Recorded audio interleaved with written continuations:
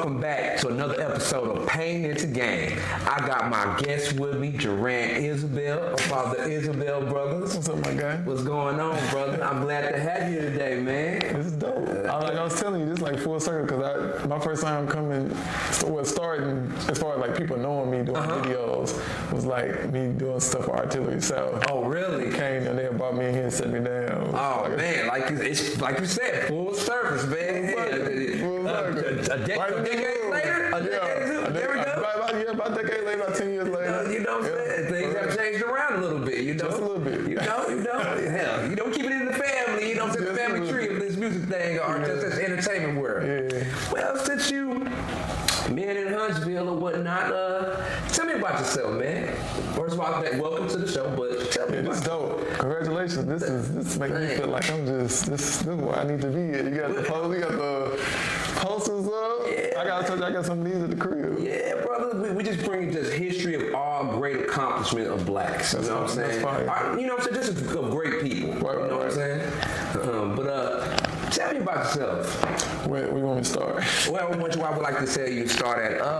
As far as, just tell me a well-rounded about yourself. You know, just a round thing, a well-rounded. Just a little intro. I hate talking about myself, so this is tough for me. So I'm more visual. Like I can put you a video together and say, okay, that's why. Let's do that. Okay. Okay, but so born and raised here in Huntsville. I'm a Huntsville native.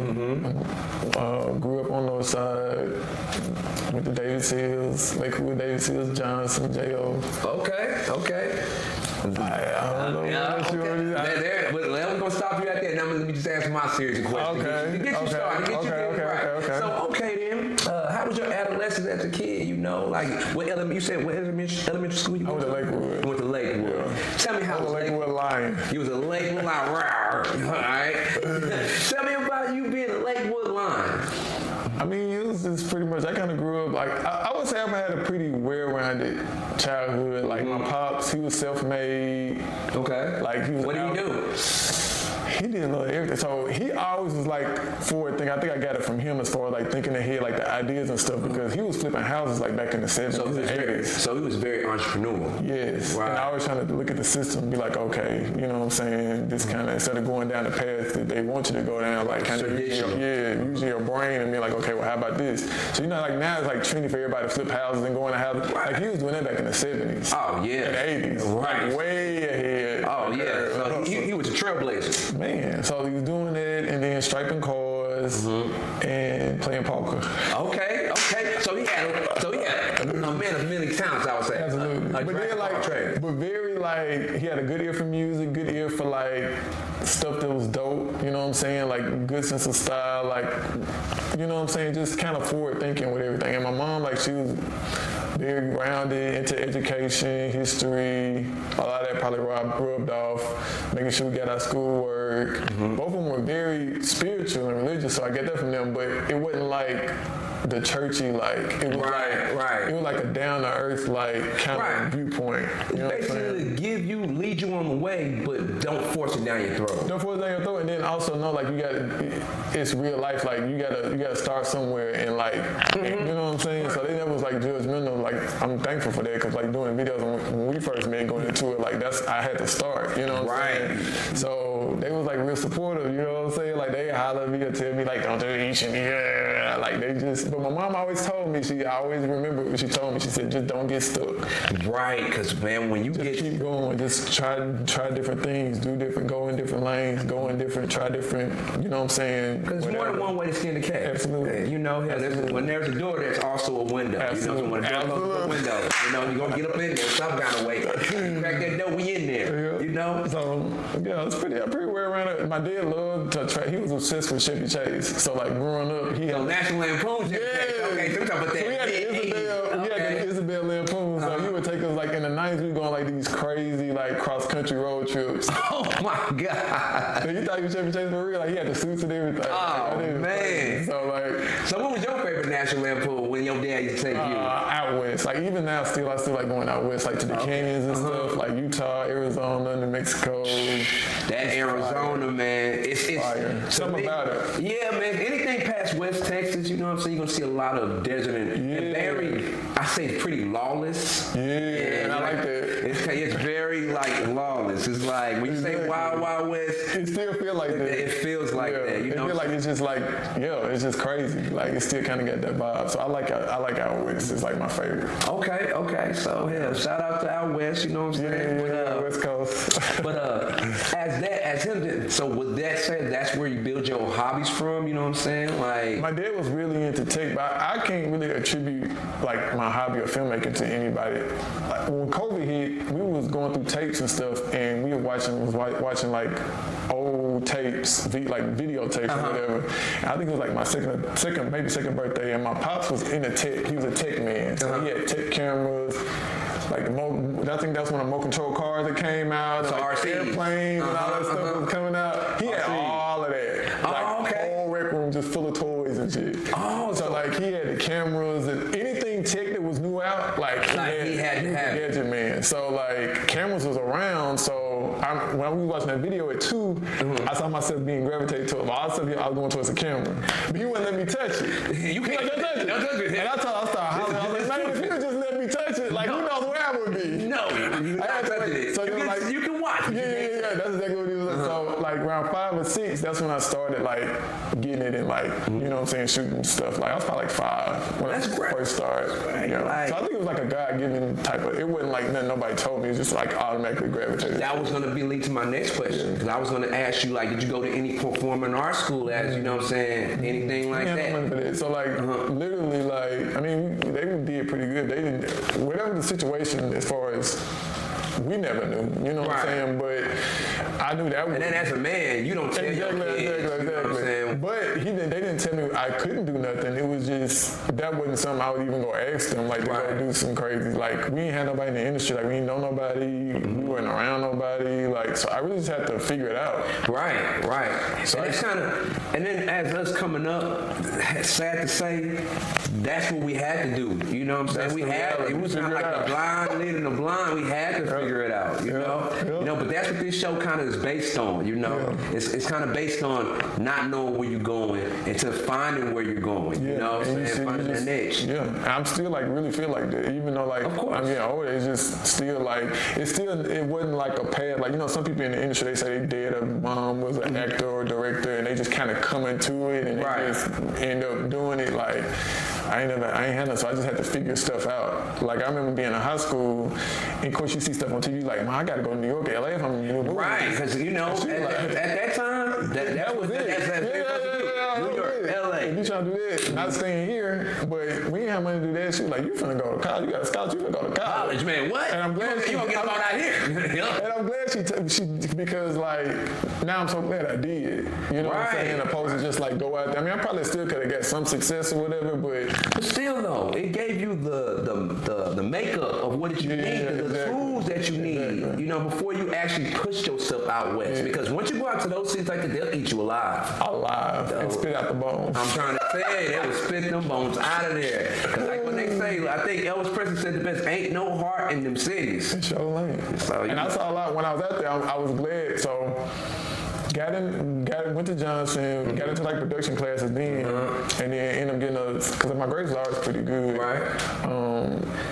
Like, did you take any, what they call extracurriculars? Was you in band or anything like that? I was in band. Like, I always like music, had an ear for music and stuff like that. But my little film schools, like the little, I don't know if you remember, like on TV, AMC, they used to have the movie Magic where they show like them putting the clay and all that stuff on and making the movie, remember? So basically, like basically those old... Like they show Steven Spielberg and that shit, like all the greats and George Lucas, that shit behind the scenes, like how they was doing it and stuff. Like, that was like my film school. So like I would record that stuff and just sit up and try to imitate like on not having no money. Like, exactly, but I'm glad that you took heed of that because you took something little and grew into something much greater. You know what I'm saying? Just off just catching interest with that. It just that was like my teachers, my mentors. Like I'd be watching, you know what I'm saying? Even now, like when I'm doing stuff, I'd be thinking like that type of skill because that's like who I used to be. Like, okay, I'm gonna follow this path.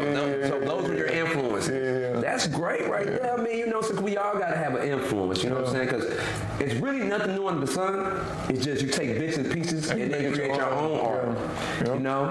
And so, as you saying being in A&M, as you were in A&M, and you being in A&M, what do you learn from there? Because now you're in higher learning. As you being in higher learning, and you know, you learned this in Johnson, and you go here, you graduated from state. Graduate state. Yeah, okay. Graduate state. So like, I ended up coming back home after I graduated. That's when the economy get tanked or whatever, and like all my connections in LA. So I gotta tell you, so I did end up going out to LA, to Hollywood. I ended up going out there, but I kind of finessed my way out there. So as long as you got out there, right? So I was in state, and I was like, damn, I gotta really get out here. Even though I went out there for, I was like, I gotta find a way to get out there because but at the time, now you go on YouTube and like learn anything you want. But back then, like you had to be in the classes. Of course, you had to. So I was like, New York got Juilliard, and you know what I'm saying? I didn't want to like graduate or nothing like that. I was like, if I just know how to do the software, I can figure out the rest. I just did that because I was already editing like little VHS to VHS or like in camera stuff, but I didn't know how to do like the Final Cut stuff that was out. Right, director's cut. Yeah, so I was like, I got to get out here and learn how to do that. So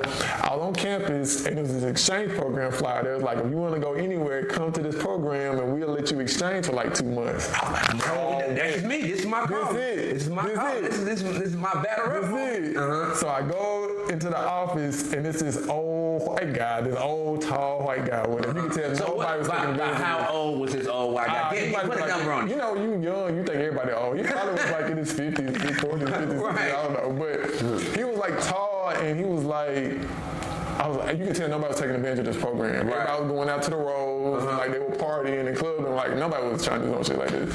So he like was really interested. Like he's like, okay, so let me know where you're trying to go, because he's like, oh damn, I can finally do my job type shit. Right. I can finally do my job. That's what I'm getting paid for. You know what I'm saying? I won't be fine, man, no dumb shit like that. Like, this is what I'm here for. So he was like all in it. So I was like, I said, you got to help me get out to LA, to Hollywood, to take some classes so I can learn how to do this stuff. No, he told me he started laughing at me.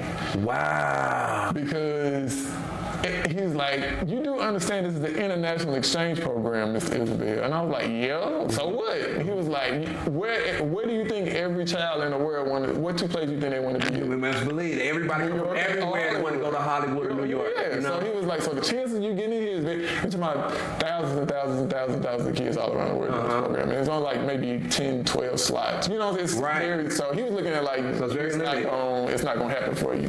He's like, so Pete, he didn't say that, but he kind of threw it out there like that. But you know, when you're young, you're not listening. That was the beauty.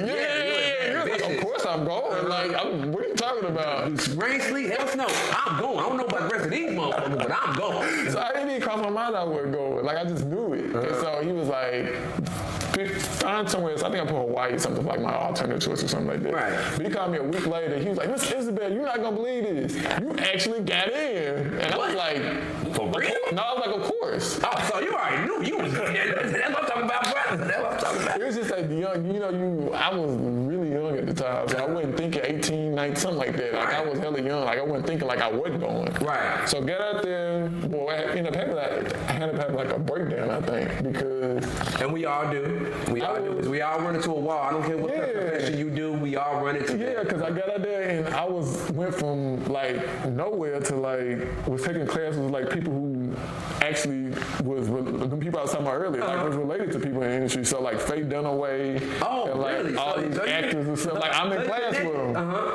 And I'm here like this little country nigga from Alabama, don't know shit, don't know about it, don't even know how to edit, but I'm in here like playing a part. So I remember they was trying to get me to fill out my schedule or whatever. It was like, fill out, and I put all advanced classes. Right. And again, they started laughing. They was like, where you from again? I was like, Alabama State. She was like, yeah, you not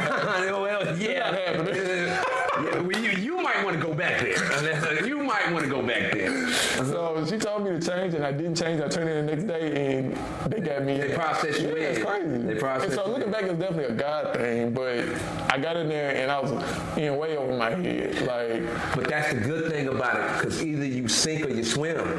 And I was sinking heavy. Hey, and it happens. I had an ambulance on my leg, so it was bad. But I think my teacher, he was like this guy who shot movies, and he was doing Hollywood. He worked for like, I don't know, probably Warner Brothers or Paramount. So one production. Yeah, he works lighting. His big thing was lighting. And he saw me trying. He's like, your stuff is not bad. Like keep going or whatever. he encouraged me. And every now, I was just staying up 2, 3, 4, 5 days in the booth just trying to learn it. You know, Right. I'm talking about 24 hours, not showering. You put in the work. I had to. I was going to fail and be back at Alabama. Like, right. With our first day in class, they was like, okay, y'all shoot a music video Friday. It was like Monday. Damn. I didn't know how to do you said you wanted an advanced class. Well, here you go. Here you go. Here you go, sir. There's beers on that. You know what I'm saying? I was like, damn. So I would stay. I think I stayed the whole week up there. I didn't shower. I would stay. And thankfully, I had a couple people who would stop in there and try to show me a little bit. But it wasn't like they was like, nah, yeah, I got stuff to do. Everybody was busy. You know what I'm saying? So I was just, it was crazy. Like, but I would turn it in just in time. All my work, I would just turn it. I would make it just.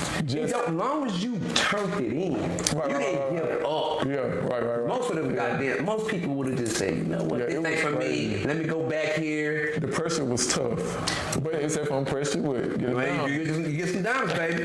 Get some diamonds. You know what I'm saying? So yeah, it was crazy. That was a crazy experience. But yeah, I went out there and then came back and graduated. Had no interest in going back. Really, honestly, I just wanted to learn how to do the editing and stuff. When I got back to state, the teacher was like, "So you gonna teach us how to do it?" I said, "Y'all gonna pay me?" Well, I need some money. I mean, if you want to do this, I need to get paid. It was like, "Oh no."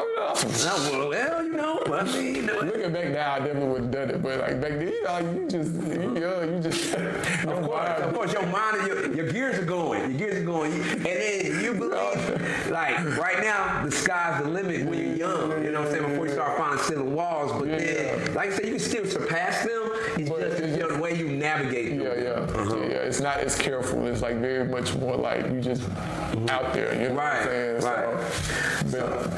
Okay then, since you went to California, I remember at one point in time, I think I heard about it. What was your first short story film you done? Did I show people? Yeah, I think you might have. Quite a few people. Not many, but I think I had the first one, it was called Bills of Color. Did you see that? I did. You know where I seen it at? J-Lo's house. Where? Seen it at Hamburger. Terrence King. Yep, Andre King. Yep, Jackson Square. Years ago, bro. A lot of people ain't. That was like my first film I shot. When I graduated and came back, I was working at the TV station. I won't say which one because that won't be very nice. Right. But they kept overlooking me for a full-time job. And so I was like, instead of me becoming like the angry black man and like cussing everybody out and leaving, I was like, I'm gonna take. And that's the way you don't want to go out because even though they giving you hell, you gotta figure it out. You still gotta figure out. When you gotta give these limits, you getting these limits, you gotta float. There we go. And so from the experience, I ended up writing the script, which was Bills of Color, about a racist white lady who, ironically, the lady who played her, I'm still working with her. That's crazy. Years, decades. The movie we just shot, I told her and her husband, I was like, y'all come down, we get ready to shoot. That's just how I roll. Of course. But we gonna get to that part too.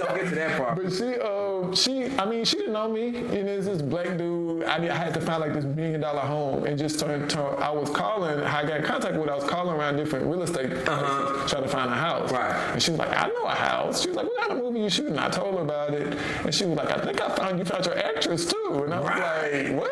Well, I was like, well, this is kind of like what's going on. Divine intervention. Absolutely. Again, he steps in once again. Like, so my whole life has always been like, but that was cool. And then we shot the movie and went to film festivals and stuff. And then I started doing trap videos. Right. Because I was going to ask about those too. You know what I'm saying? I'm going to get around to those.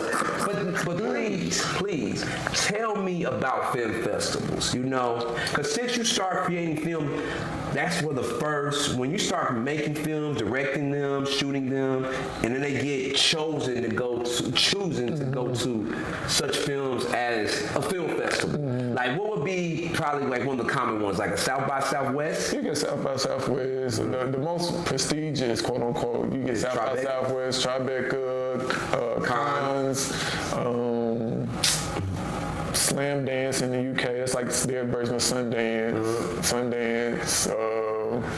it's like a handful of them, you know what I'm saying, that people like really clamor for their films to be in. But I mean, look, we're at a time now where that is changing. Yeah, of course. That whole model is... It's kind of going a little bit awry, because you know what I'm saying, you could just blow up off of YouTube at these days. Absolutely. You know? People like, it's. I think we get ready to enter the age of like the independent storyteller. Like, of course. Independent filmmaker. So like now, like all these streaming services need content. Right. So I mean, who they coming to? Of course, the young. You know what I'm saying? You know, so it's like, it's slowly changing. I mean, they still the gatekeepers. Like, you still But see, that's what I want to explain, because like we're gonna get to that part. We're gonna get to that part. But tell us about the process of getting selected to even go to one of these film festivals.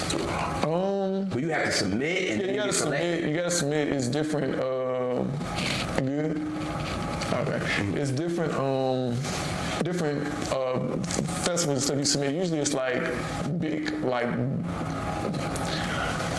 they like, again, like it used to be kind of like you would submit it like to the actual festivals, but now they got like in between people or whatever. Like A&Rs? Yeah, kind of like A&Rs, but then like two like just sites. Like you got Film Freeway, different places you can just like submit your film to. Right. But you have to be careful with film festivals because like it's like anything else, it's a hustle. Of course. Just like music, like artists, like you got tons of people that just get their hands out and they try to make a quick buck off you. And they hold their festivals. Yeah. So it's like you pay for them. So they take your content if it's not, you're not properly doing your proper. Oh, it don't even have to be proper. It's just a lot of stuff is political. Like if you don't know nobody, you might get a shot in the dark. Right. You know, it's just but like that's a slim to none thing. Yeah, slim to none because it's so many people who trying to do this. Right. It's like music. And so, what would you tell somebody? Look in the camera. What would you tell somebody that's trying to do that? That's trying to get selected? Because there's plenty of people out there trying to do it. Unless you crazy like me. A renegade. Dude, yeah, a renegade that just don't care. Like, and if you, it depends on what you're trying to go into it for. If you have a true passion for it, then I say, yeah, go for it. Because you know it's going to be times where you're not going to see no money. If you're going to it for money or for a flip, I say going to Airbnbs, sell cars, clean toilets in the hospital, anything but this. Because it's not like it's not what people easy think it is, and it's not what people think it is. You know what I'm saying? Like media, I think is the only occupation that you could go in where it's like people think something is not it. Right. Like because you're a doctor, you know what that consists of. Of course. If you a dentist, you know what that consists of. If you a teacher, you know what that consists of. If you own a store or anything, but in this business, I feel like in this business, you just don't know. You don't know because you got to think in this business.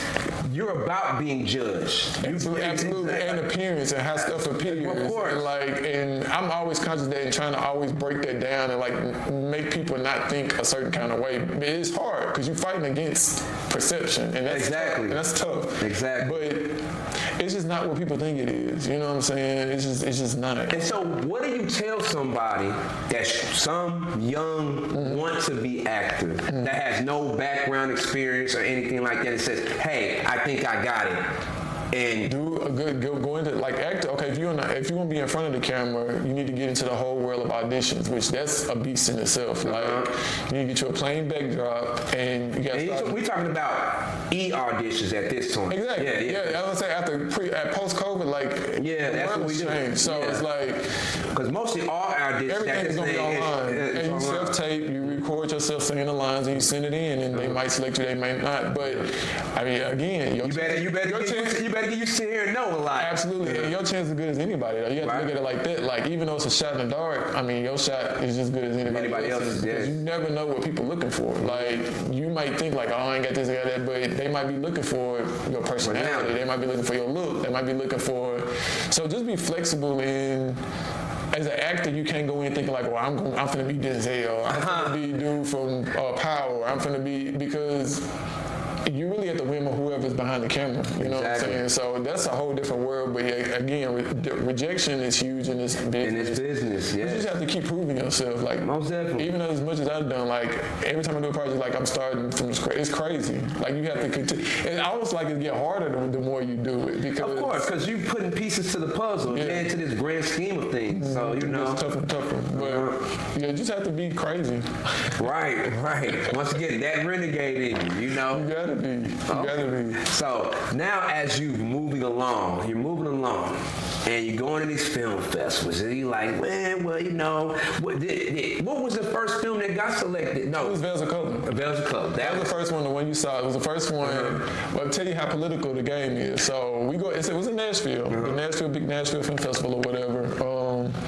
Went up there with Chris, you know, Quake, Zale. Yeah. So he goes, because he's in the movie. Yeah. He and Atlanta doing great. So he's good. That's great. So me and him go up there, and they got me, we look at the schedule, I'm like, bet, they got me Saturday at 6 o'clock, right before the big, you know what I'm saying, the big film. So I'm like, we're gonna have a good turnout, we're gonna be able to network with people in the industry, boom, boom, boom. She was like, yeah. So I was like, let's go print some flyers out. We're just gonna go out in the mall and just pass them out all day. Right. So y'all film hustle. Man. So he's like, okay, we're going up, we probably print out like 100, 200 flyers, just going out hand to hand to each person we saw in the mall. Come check our movie out. They're like, yeah, we coming. So I was like, bro, this it. You know what I'm saying? Like, this it. I mean, it was like no fair. Like it's prime time. People coming. They gonna like it. They gonna rock with it. You know what I'm saying? Man, so the next morning we woke up, because we did that Friday, we was showing Saturday. We woke up Saturday morning in the hotel. She was like, bro, have you seen this? I was like, what? They sent an email out. They done flipped the whole film festival shooting schedule. Wait a minute. So they rescheduled everything? Our stuff. Ooh. So somebody paid some bread or whatever. Like, hey, give me. Let me get this time. Who the fuck is it? Get him out of here. Like, give me. And they put us Saturday morning at like 10 o'clock. I mean, Sunday morning at 10 o'clock. By that time, everybody kind of like died out. They watched how to watch the movies, blah. Sunday morning, like it was me. We went to the thing. It was me and him.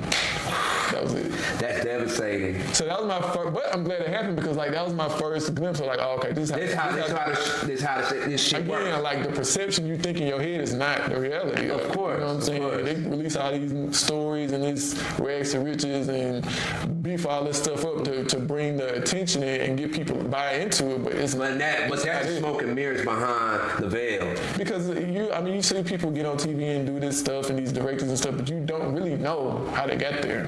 Right. You know what I mean? Like, you know what they're saying, how they got there. Yeah, but you don't really know what happened or what is happening behind the scenes. Yes, because this industry is very evil, you know. And just manipulative. Like, it just manipulates you to thinking a certain type of thing, even with your content. Like, you might be in this level and people think you're getting all this money. You could not even be making money. Exactly. Or you could be getting a small percentage of. Yeah, it's a lot of struggling celebrities. That's the part I don't like about it. It's like that part. The smoke and mirrors, just say it. Just say whatever it's going to be, so I can say no, or I can, you know what I'm saying? Yeah, but you know it don't work exactly. I'll get back to you when I can. Let's do lunch. Your people get with my people, and go back and forth with emails when they already know what they want. It's unnecessary. I look at it, you know. So and I don't like playing by the rules. So what do you think about the new young black Hollywood that's coming? Because there is a new black young Hollywood renaissance. It is. I think it's just two sides of it. I think it's the industry side, which is still, again, trying to keep the control of it. That's that BC kind of. Just anything industry, because everybody's owned by the same two or three companies. You know what I'm saying? So it's like, it's just the industry. And then you have like people like myself and like the guys in the DV doing buffs, and they got like all the different people. You got like a group of people who going against that and saying, well, fuck y'all. Like, we don't really need y'all. Right. Like, we can get out here and get it our own. Exactly. Y'all getting the numbers. Yeah. So it's like, it's like two different kind of stories going. But I think the Renegade is going to win out in the end, just because people need content, and people's perception of the industry is changing. Of course. With social media is doing it. So like, people don't care about all of that no more. Instead of shopping a show to you, now you can go choose a show to what I want to watch. And you can immediately quantify what people like and what they don't like. Exactly. There's an algorithm to it. Yeah. So it's definitely changed. I'm interested to see like where it's gonna go. I just don't hope it don't get like how music got. It's the quality of it dies down because so many people want to do it. That's what my fear. Get saturated. But the good thing about films is they take a little longer to make. It's not a quick. Exactly. That's one thing it's got going for it. Right. That's gonna weed out. Maybe we're fighting against technology. So 5-10 years from now, you might come out with an app that can exactly and shut all that down. Who knows? You know what I'm saying? But right now, it's still, you know what I'm saying? Like it still got some the art of film still has prestige in people's eyes. Okay. You know what I'm saying? So what was your first film that landed for you? That really hit? That really hit? You already know that. The one you was in. I might know that. But I'm the host. I didn't want to put it on out there. You know what I'm saying? I see the million views and everything. You know what I'm saying? Shout out to my first director that put me in my first film, y'all. That definitely was it. Like, when I was shooting the music videos, you know what I'm saying, and the visuals and all of that, and I was like, damn, I kind of got caught into the hustle part of that. Of course. I remember that hustle. Matter of fact, let's touch on that first. Let's rewind back to that. Let's touch on that first. Because you got to lead up to this. So, what was your first music video first? It was definitely Terrence then. Oh, Lord, man. I mean, your very first two projects? Yeah. Oh, man. That was them. Like, they did a song with my brothers now, and I was like, I should shoot a visual of this. And at the time I was still working there, I was writing Bells of Color at this time because of what happened at the TV section. I ended up just quitting there because I was just like, I'm done, so I'm going to go hustling. Yeah. So I'm starting my own way. That was the beginning of it. And I was like, y'all should shoot. And I wasn't even thinking like business. Then, you know, now people get into this game to make money. Like, charge $3, $4, $5, whatever. But back then I was just literally thinking like, y'all should come up with a visual because people listen to the song more. Right. Or whatever. And so we did it, and then like people just like, do mine. Exactly. And so I went from like being like a nerd in my room, like writing shit and doing little weird, you know what I'm saying, projects and stuff to like going to the club and with Zoden bring him to the club and shooting. Right, shooting boy before he was 2 Chainz and all that stuff. So it was exciting, but it was just a different time in the city too, because the city wasn't really fucking with artists like that. Like now they try to be, you know what I'm saying? But back then, like, you know how it was. I know exactly how it was. People looked down on you if you was trying to do your own thing. Like it just didn't have that. It just people didn't support. It wasn't appealing at the time. I mean, you had a few. You had your core people who was with. You know whatever what was going on. But as a whole, the city, if you did stuff like that, people you was below. Exactly. You know what I'm saying? Like you just wasn't. You wasn't fucking with you like that. You wasn't here. But so when I got to it, I was like, well, we're gonna change just how people look at it. So when I was doing visuals, that was like one of my main things was like, cause I saw all of them being Jay, all of them and shit. I saw them bigger anyway. You know what I'm saying? But I was like, we finna show. I want to show y'all like how I see y'all. Right. Type of you kind of gave a Hype Williams kind of look to the person that couldn't afford Hype Williams. You know what I'm saying? Elevate, because again, that's mentally. I think so much comes from how the director feel. Right. How they see. What they see. Right. That's how I saw them. I saw them bigger. You know what I'm saying? Just because of the talent and who they were. And that production looked at A1. Thank you, sir. That production. For the time, I'm proud of myself. I go back to something else like I don't even know how I even get some of that stuff. But I was like, yo. You gotta think that came out probably back in like 08, maybe. 09, 10, something like that. In that early. I probably for what we had to work with, I was damn proud. I'm like, okay, bro, they look good. Not bad. Look great. Not bad, young man. So let me ask you this. Now I know you said you quit this job, you know what I'm saying, this network job, and you went to do hustling, shooting music videos. How much money was you getting per video? Do you want to say? Okay. I don't want to get to a precocious, like, bragging, like, this nigga, we gonna pull him on this nigga right now. No. But it was, you know who's responsible for me with my prices was my pops, because I'm the type of person where I don't think money first. I'm usually thinking like... Because you're an artist. Exactly.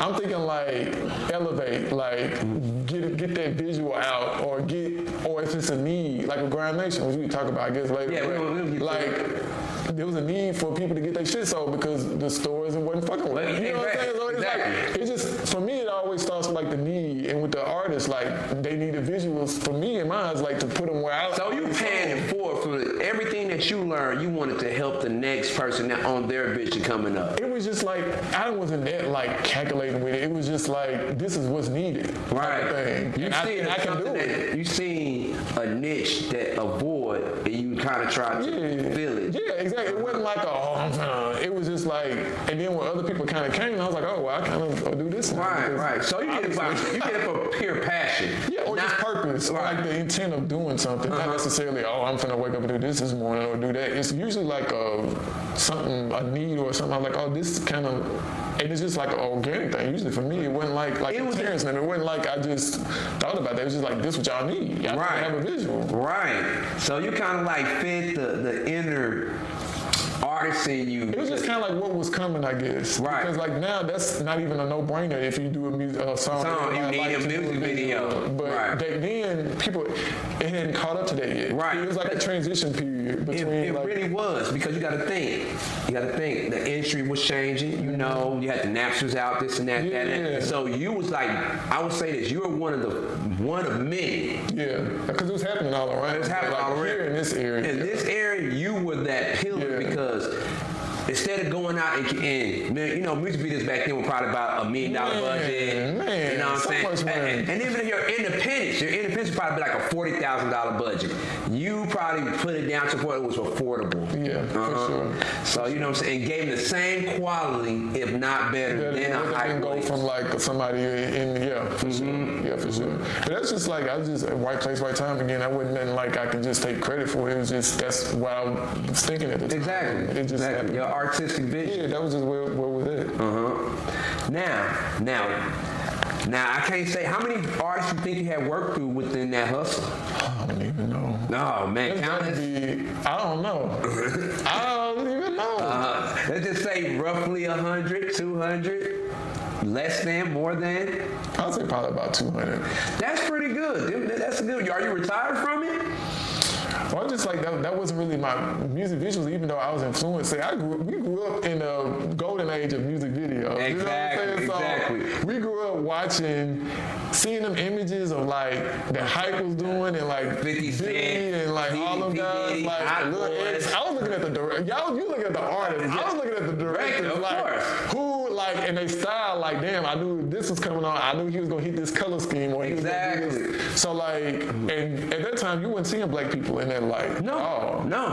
As far as the futuristic vibe, even like now, a Busta Rhymes. You don't see like a production, like maybe you might see a Tyler Creator or somebody like that. Every now and then. I'm just talking about just like in the industry, like even films is kind of getting there now. But you think like even back then, like you just didn't see black people in that light unless they were being made fun of or like a comic role or something like that. But a serious like visual that was exploring themes of like just dystopian, futuristic, like that was just crazy for that time. Exactly. So that definitely had an impact on me, like, and it stayed with me even with doing the movies. Like, I'm much more influenced by probably music video directors than I am actually film directors. Yeah. Okay. I mean, I like them. Like, Steve, that's who I looked up. Like, okay, this is kind of what they do. But as far as people like go back to reference things, or like, maybe I can do something like my likes is definitely music visuals and stuff. I feel you because you have plenty of directors that have started from music videos. You might got like a DJ Pooh.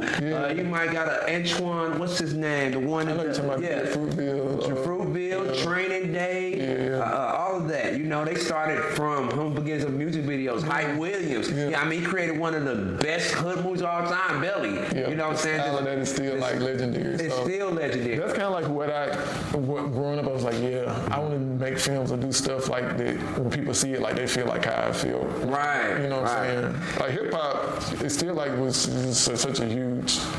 I've been influenced on, I think, all of us. Of course. Look where it started. No way you can get around it. Exactly. Even white people, like, it's just no way you can get around that influence. Look, they banging it more than I am these damn days. You know what I'm saying? I'm pulling up to the gas station, I be like, I don't even listen to the young boy like that. Nothing against young boy, but wow, he's my age or something. It's definitely reached that pinnacle of where it's like just common, you know what I'm saying? Or you might see a young Caucasian lady in Beverly Hills with her top down and her Rolls Royce or something like that. Or trying to get hot on TikTok. Exactly. Exactly. Times definitely changed. It has. So now let's fast forward back into this movie, man.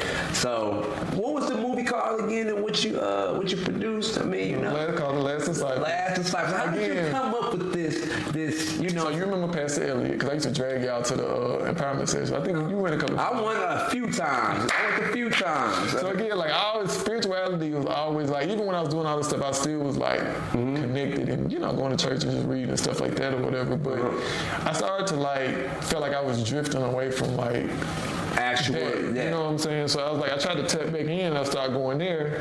And then it's kind of like a weird synergy merge of like where I was at. Right. As far as like. And to where I'm going. Yeah, but even that was just like, I guess the two influences, because like we was out still doing the videos and stuff like that. I ain't just stopped doing them, but I also was tapping more into like the spiritual side. So that's kind of like, and we would have these deep conversations about like what was happening in real life, and then try to cross-examine it with the Bible. Like, okay, to say this, I was like, well, how do you do? And just the questions and the conversation we had, I was like, I want to show this visually. Right. I remember the conversation me and you had. I said, if we had this and we was in a modern state, I said, man, that'd be dope. Yeah. And like I said, we all was around, you know what I'm saying, brainstorming it, but that was a good, I think that was a great idea. And I still think right now, that still is relatively untapped idea, because I would believe if somebody was to make a movie about Revelations, I think it'd probably be one of the biggest blockbusters around. It still has to be done. I think too, like it's got to be. I would want it to be done by somebody, because film like is James Cameron. But film is such a powerful medium. Of course, that like it tells messages and different perspectives and stuff. I would want it to be with the right person to do it. That ain't got to be me, but I'm just saying somebody who is not influenced by. Because the thing about doing film and doing content and stuff like that and staying true to yourself, it's a struggle, because you will run into people saying, well, this don't sell, or people want to see this, or you got to put some of this in there if people gonna watch it. And I think that movie actually proved that wrong, because it did the exact opposite. Like it showed how things really were, but it wasn't like it was trying to be attention grabbing. It wasn't nothing that's trying to be controversial, like, oh, he got this Bible and he had sex on it, or just something crazy, you know what I'm saying? Like, it was just direct. So people want to see it, but it's just the industry, when you get into around people who looking at numbers and looking at bottom lines, and they say, with this type of content, they can invest $100,000, $200,000 to a movie and get it back, but it's got to be doing X, X, Y, Z. It's got to have these type of themes in it, because people go, the controversy, it's just crazy. Like, so I don't know if I would even want that to be the case. You know, it would have to be somebody who had nothing to lose, or had a spiritual, a real spiritual vibe outside of the industry, because the industry is a beast. It's a beast. It's not godly. Not at all. That's not the topic at hand when you go in there is read the verse. I'm like, hey, can you make some money for it? Exactly. That's it. You can see that's the conversation was had. But I mean, it's a business. You know what I'm saying? Like I can't really get mad at it. It's just, okay, well, how do I function in that and still maintain who I am? Exactly. And don't lose myself and be true to what I feel like God might be telling me or revealing to me to display on the gifts I know He gave me. Right. And not just saying like, I can do whatever I want to do with this gift or whatever, because I know I can lose an eye. Exactly. Or lose two, and then what you gonna do? Exactly. So I don't want to get So I don't want to get to that point where it's just like you got to show me. I try to stay, but I still try to do stuff. Do follow my creative. Yeah, your creative vibes where it takes you to these good positive energy things. Yeah. But still, going back to the film. So as we're leading up to that film, and you got all the ideas and everything, how is production? Like, how did you go about casting? I mean, this is your first film now. I didn't think about all. It's never a big deal. I was just like, who am I around at the time? Okay, so you kind of guerrilla casting it.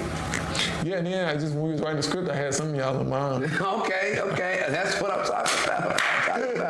because again, like we was there having the conversations and stuff. So you know how Pat Haley used to be like super down to earth and real. Yeah. So like when we started writing, me, Jeremy, and David had sit down. And I was like, okay, because I wrote like The Last Disciples. Actually, I wrote that back in 2010. The initial script. Right. And I remember putting out like but it wasn't a version that we ended up shooting. Right. We wrote it. This is like your rough draft copy. It was like around the time I was doing Veils of Color and stuff. And I remember I had made a post on the internet, and the one person that responded was, guess who it was? Who was that? Dollar. Really? Man.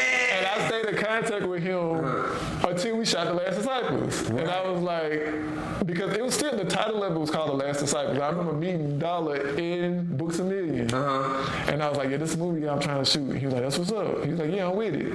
But it was like 4 or 5 years into, because I started doing the music video. Right. So I had the concept of Last Disciples. Like, I knew what I wanted to do, but the actual putting it together. Yeah, that does take quite some time because movies are not easily made. It takes time. Yeah.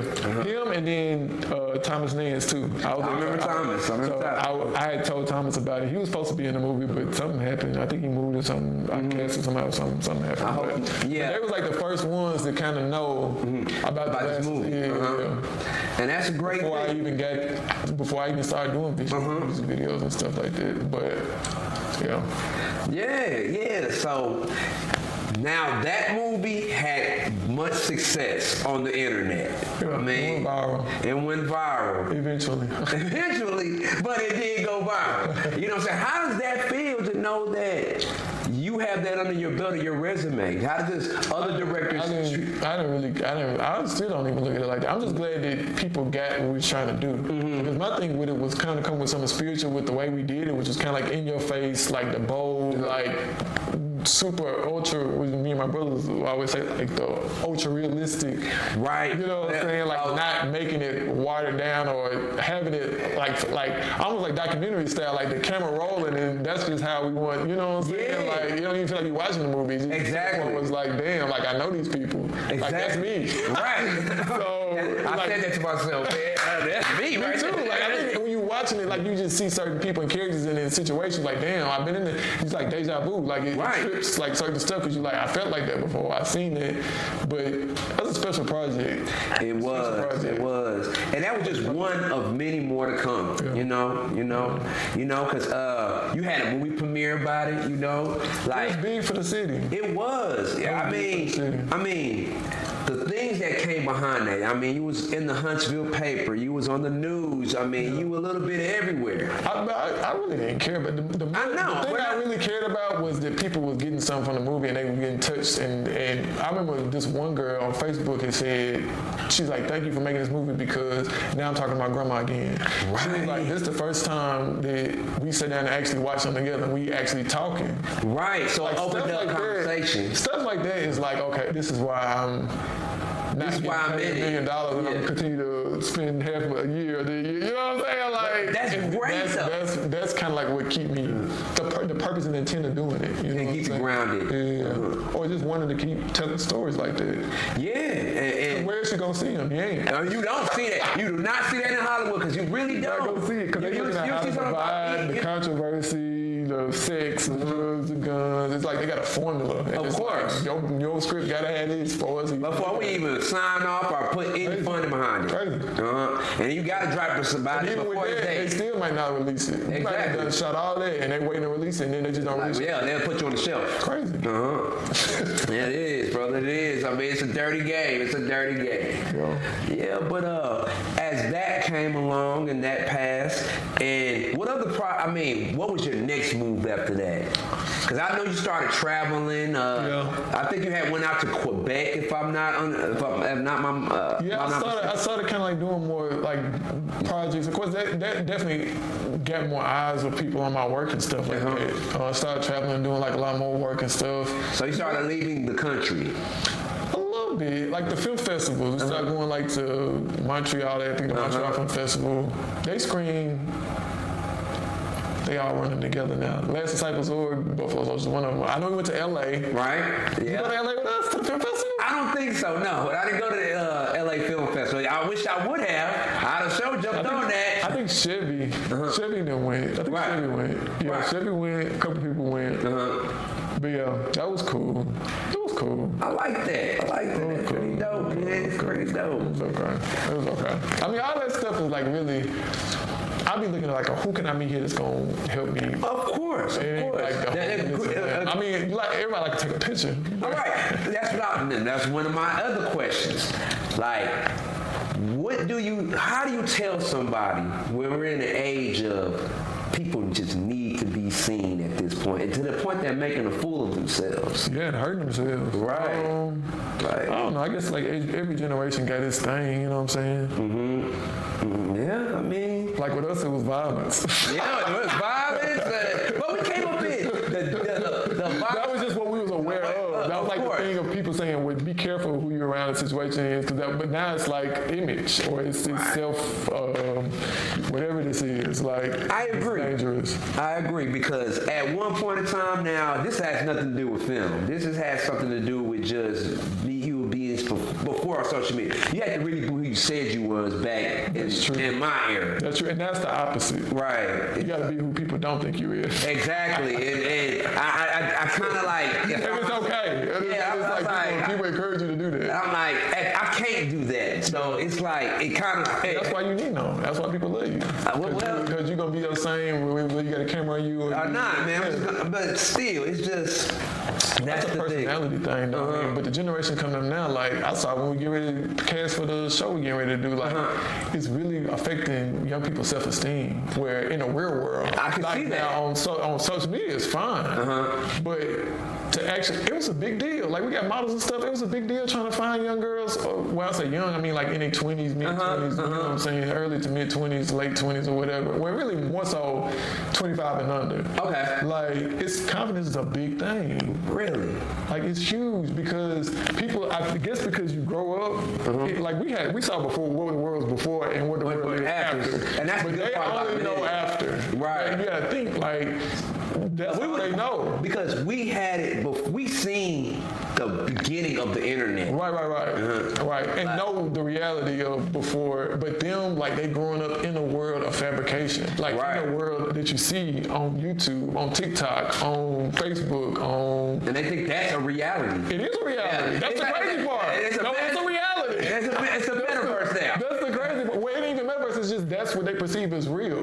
You know what I mean? Like with us, we can tell the difference. Right. They can. A lot of them can't. Like it's almost indistinguishable. Like, and that's what you peep when you cast or you have an audition. It's just like being like seeing the difference, just being open to see like with having like the academy, the kids come like how they view things. Right. Like even like college, it's like that's kind of like the new generation coming up is like totally immersed in. Wow. Yeah, it's crazy. Wow. And it's like. All the kids, like, we used to wear hoodies and stuff like that, but it's really like you can tell, like, it's like a confidence thing. Like, they have hoodies and everybody's in their own world. Yeah. It's just like, not shelter, it's just in your own world. But I think it's a reflection of technology. Like, with your phone, you got your own world. Whereas we were connected, like, we had to connect. But they just. Do you think that's by design? I don't think it's by design. I think it's just life. I think it's just life evolving or devolving. I don't think it's bad. It could be devolving, but everything has got good and bad. Yeah, it does. You know, like you can't look at it like oh, it's the end of the world. Like the world gonna keep going after. You know, we're going afterwards. So you know. I don't know what it's gonna be, but like, and for them it'll be normal. Just like for us, 19th century living is. I can't do that. Start a fire by myself. What? No matches. Yeah. It's just life. You just have to adapt and change. Not change who you are, but just like adapt to it and be like, oh, okay, well, this is how I'm going to inject. Yeah, I seen somebody that I follow said, man, it's just an evolution. He said that's why as we get older, we have to pass and go and die. Yeah. He said because some things that we look at and be like, that is crazy. What? And you would not evolve. Like as we're seeing in our president, he looks like what they call him Sleepy Joe, or whatever they want to call him. He looks like he's not even there. Like he's not there. What kind of politics? I just look at it like I feel like politics and things that happen are reflections of us and where we are mentally. Of course. Of everybody. So like whatever's happening is evil and it's crazy and is whatever it looked like. It's people right next to you just looking or thinking the same type. You know what I'm saying? Like, I mean, because why would you be there if you weren't? I mean, we all got our politics. You know, there's street politics, there's entertainment politics. Yeah. And like whatever circle that you in, there's politics involved in it. And life is happening to affect. I feel like to affect it. So like, I mean, with Trump, I mean, however people feel about it, they feel about him. But what happened was how a large group of people came out. Mm-hmm. Now, whether people think that's valid or not, it's a reality. It's reality. So it's like things I think that happen in life are just reflections of where we are. That's when people always say like day. I'm like, day is us. Like stop saying day is you. Yeah. You know what I'm saying? Like day is us. Somebody feels like that, and enough people feel like that to make that a reality. And I think that's the crazy part about it, because like when stuff like that start happening, it's almost like you're in an alternate universe. You like, because you don't think it's real, but it is real. But with the propaganda getting pushed to you on left or right, it doesn't even matter at that point. It's just like you said, when you say they are us. I think it's propaganda, but I think it's too what people want to see. Like it's like with movies, like it's entertaining. We gotta know. We gotta tune in to Fox. We gotta tune in to CNN. Even with news, like you think about it, it's a reason why everything's negative. It's because that's what people want to watch. Exactly. We gotta get ready. And you can say like you can blame the news, but they're doing it because you want to watch it. Exactly. It's all the same thing with movies. It's like they make certain movies because that's what people tuning into. Now you could say on the censorship side, well, let's just stop making it so people don't watch it. What? You could. What? But that's gonna cause what? A riot. Of course. Hold on. So it's like you. Warner Brothers would not be in business if you did that. Correct. Exactly. Yeah. I mean, nobody be in business. I mean, the whole world goes upside down because it's a whole freedom thing, which works, I think, for us against us. But like, that's just how things are. Like, do you think that our opinions and our thoughts are being censored at this point in time? Like, because you know it's hard to say anything that these days and you be canceled or you're of this any ism or something to the point you offend somebody. I think the problem with it is, again, it's like, not to say technology is evil, it's just how we're using it. So the internet is the biggest town hall. Of course. You know what I'm saying? Like everybody go here. It connects everybody. Yeah. Everybody go here and from that we kind of move as a society, if you think about it. Through memes, through elections, through content, through popular discussions, through everybody's moving based on a collective agreements or disagreements on a certain topic. Could be Black Lives Matter. I mean, look what happened during COVID with like all the protests and millions of people. So it's not all bad. It's just whatever. It's like here, everybody powwows. And then from here, now I don't know if that's a good or bad thing. No, I just think we're in the matrix at this point. I think we definitely are. Yeah, I think. I mean, the internet is a matrix. Exactly. But like I say, it doesn't have to be anything that's like metaphorical or whatever. I mean, it literally is. It is. Yes, we all are connected into one like frame. So, I mean, it's just. But I don't know if that's good or bad. It's just that's the way things are. I do think that in the future, people are gonna have to grow balls and stand on what they believe in. I think the big thing with counseling is like, enough people don't stand up on a certain topic. Yeah, because so you get like those super brave people to say something, and they might get affected by it. But a lot of other people feel the same way. They just don't want their bread to be attacked. Exactly. You know what I'm saying? Exactly. So it's like their livelihood. Because everybody got a family. They got a support. Yeah. So it's like I feel like that's the issue. It's like society, I mean us too, black people have come to way far than what we, I mean now it's not uncommon for you to go on and see somebody you know in Dubai or in Tokyo or wherever. I mean, our folks weren't doing stuff like shit like that. No, not even in the past 10 years ago. Exactly. So we definitely are being afforded better opportunities, but it's coming at a cost. It is. And I think that's kind of like what people have to keep in mind is like, will you stand up and go on this protest on this topic and knowing your boss or whoever you work with is watching and your livelihood could be affected? But as you're saying it, it's always been like that. Because it's even worse now. I would say back then, everybody can see and everybody got an opinion. Exactly. Everybody's got an opinion. Everybody's got an outlet to say something. And that it's all about money now. It's all about like a group or like politic or idea or whatever, and then how that affects us economically. Right. It's not a moral thing. It's just we don't even care about bottom line. those. Yeah. Nobody gives a shit. But it's like, is this affecting the bottom line? Right. And they know because they get the damn numbers and metrics. Exactly. You know what I'm saying? So they know exactly what. You affecting the status quo. They're not gonna do nothing that's gonna affect the dollar. You can best believe it. No. Because if you fuck with the church's money, it's a problem. It's a problem. You just believe it. Yeah, I mean, I feel like anywhere you get people, you're gonna have problems. Right. That's job, church, streets. I mean, like I said, everybody's got their own politics. So, you got to go and dive into that. So let's moving on. As that has transpired, as you went to do movies and anything, I heard you had opened up an institute for kids. Yeah, so basically, I was trying to circumvent what I had went through. I was talking about like not having nobody to go to ask questions, not having no guidance. Made a lot of bad business decisions. Right. Because think about it, when you're young and talented, a lot of people see it before you know it. Of course. They like damn, they will. It's an aura around him. I mean, he's got dollar signs around him. So it's like just like letting them know up front, like this is kind of like how it is, and letting them make a decision and letting them be informed on. So when did you have established the school? You said what? When did you establish the school? I think it was 2019, right before COVID hit. Right before COVID hit. And what do you offer at your school? Like if anybody wants to enroll, what would they have to do to enroll into your school? Yeah, so just go to isabelleacademy.com/apply.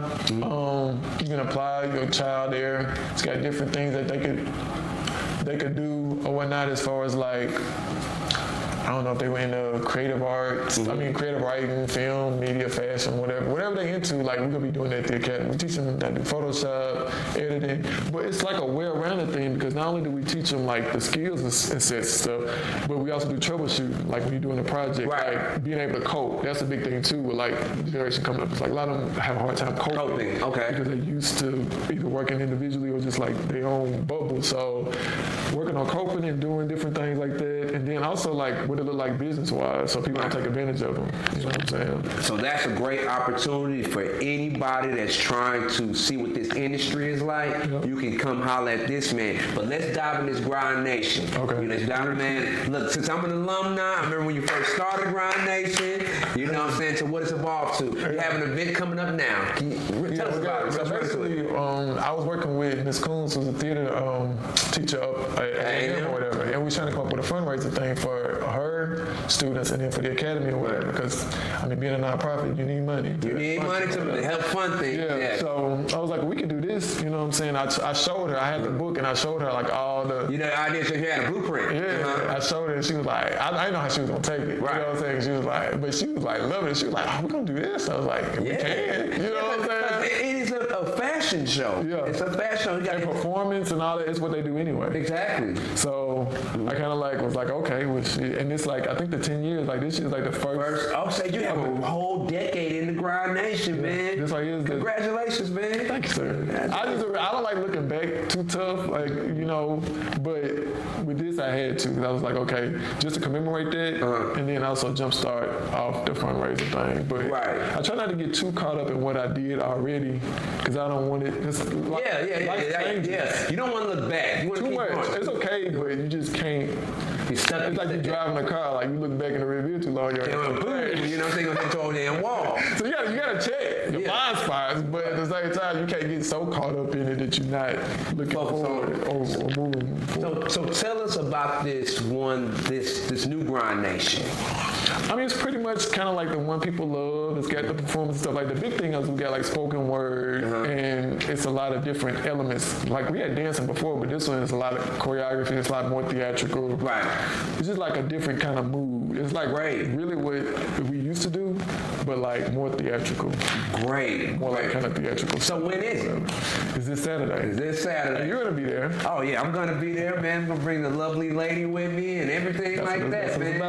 Yes, because I want her to experience this because I told her about it. I said, man, you should experience this, you know what I'm saying? Because she has her own business as well, so I want her to experience this. And nothing's gonna be like Grind Nation. I gotta let people know that. Don't expect to come and get, because that was the first Period. Right. So we were just doing something. Like it wasn't like it was like the blueprint. It's just like everybody came together and it was like we saw what it was. Something magical happened. It'd be magic for them because they haven't experienced it before, but for us, you know what I'm saying, it'd be a different type of magic. Right. You know what I'm saying? Right. But it won't be, you can't never get that high again. It was just like, that was just the first, you know what I'm saying, if you saw it, if you were there. So tell me this. If you would like to, if you were writing your eulogy, because we're not going to be here forever. Don't, because this is what happened to Aaliyah. Don't say it. You're right. But you got to keep it real with ourselves. You're leaving a legacy, and you're writing your eulogy. Come on now. I don't want to answer this. Because what she did is I want to do this. Let's go with another question. All right. Okay. She's like, MTV. I know you remember she was like, MTV. She did this. She was like, oh, my Matter of fact, was that 106 and Park? What she did? No, MTV. Because she did a diary thing. And she said what she want her legacy to be. She died 2 months later. Oh, shit. So we can't do that. Okay. So, I say that for 30, 40 more years. Okay. And I love Aaliyah back. All right, then. Let me get into this segment with you. This that segment we call Put Me on Game. It's a series of if or questions. Okay. All right, I'm gonna shoot now.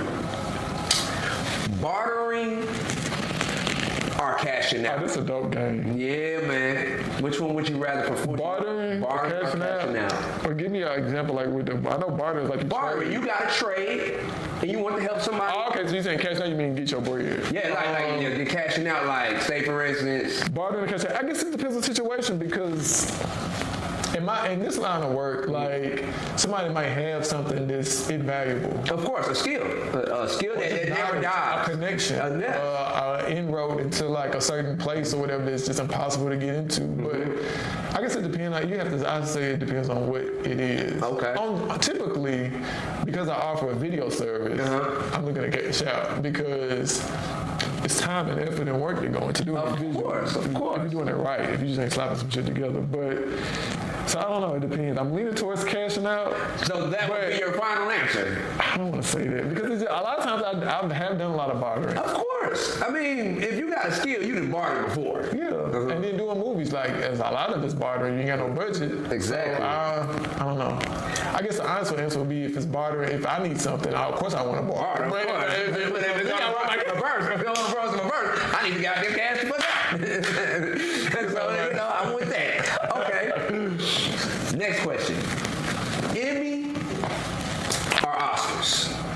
Emmy or Oscars? Yeah. Which one I go to? Which one you prefer to go to? Neither. Okay. Yeah. All right, damn. I wish I had a shot. You know what I'm saying? So we can go ahead and I mean, the Oscars would be nice just for experience, but that's not something that's like on my to-do list. Nah, you passed on my to-do list. Okay, yeah. To-do list. I like that, my boy. I like that. You said to-do list.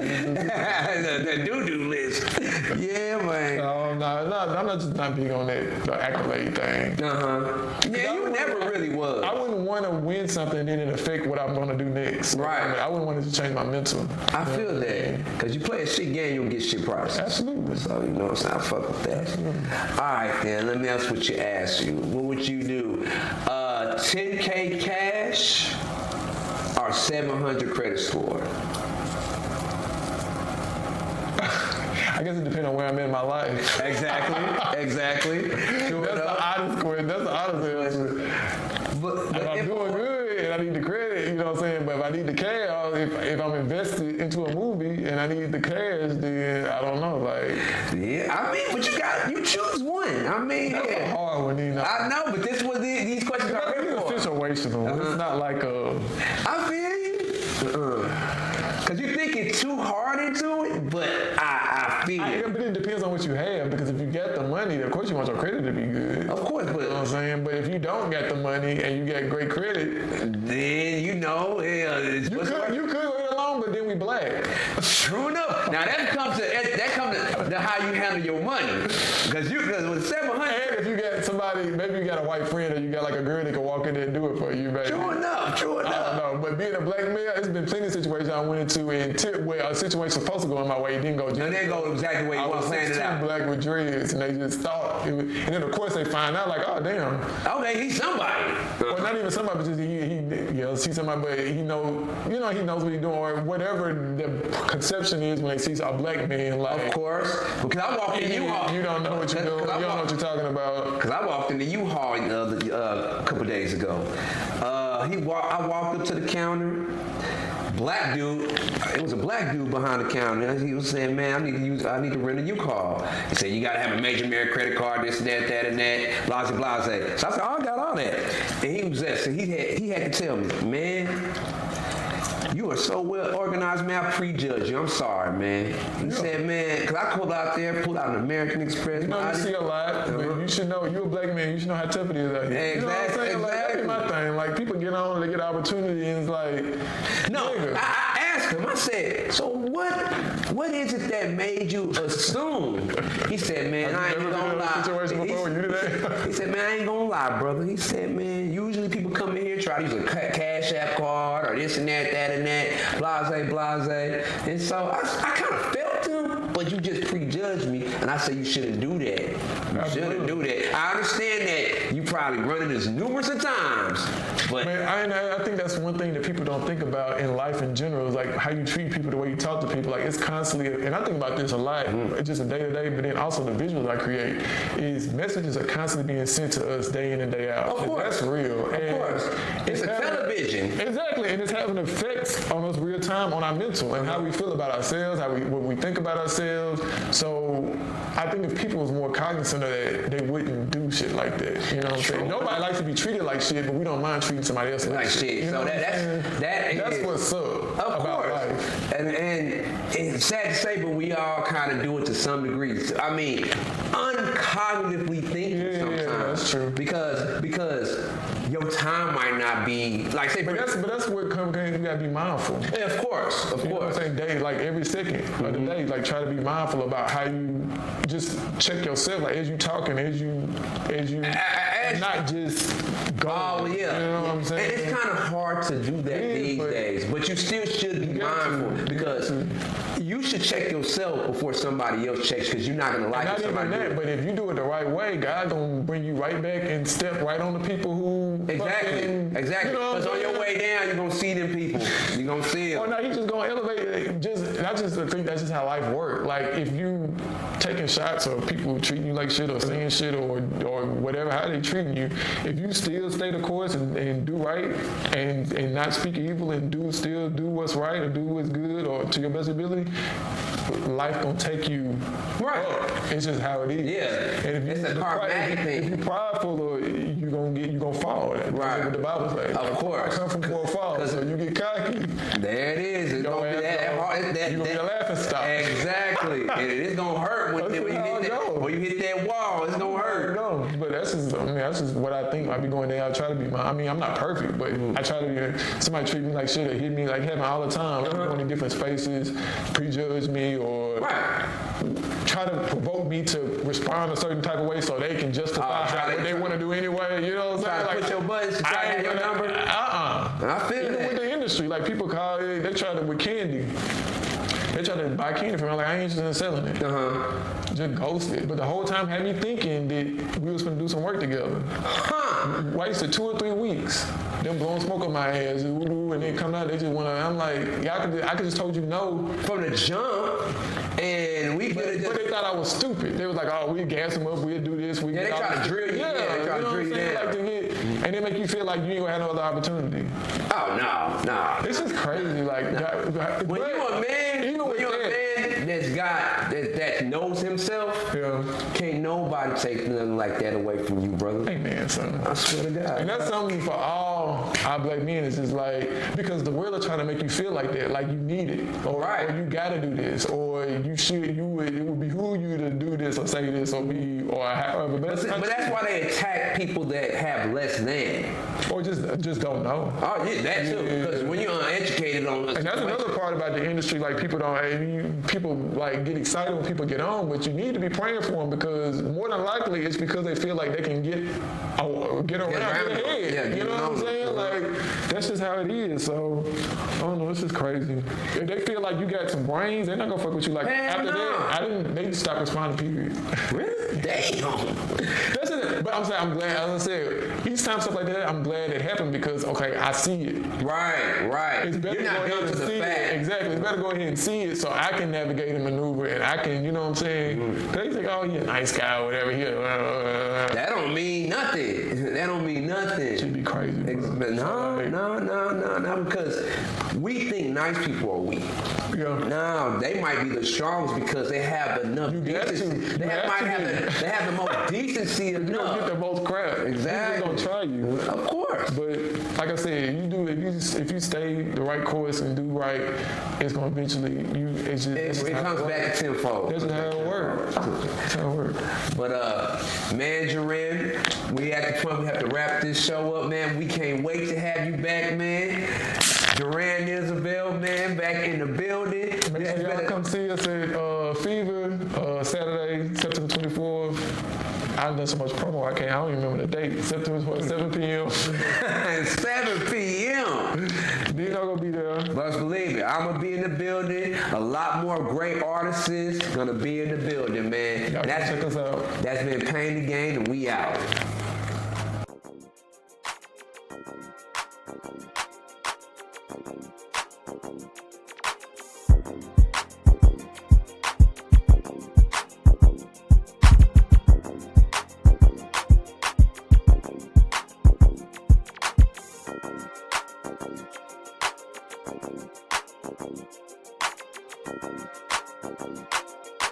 Thank you.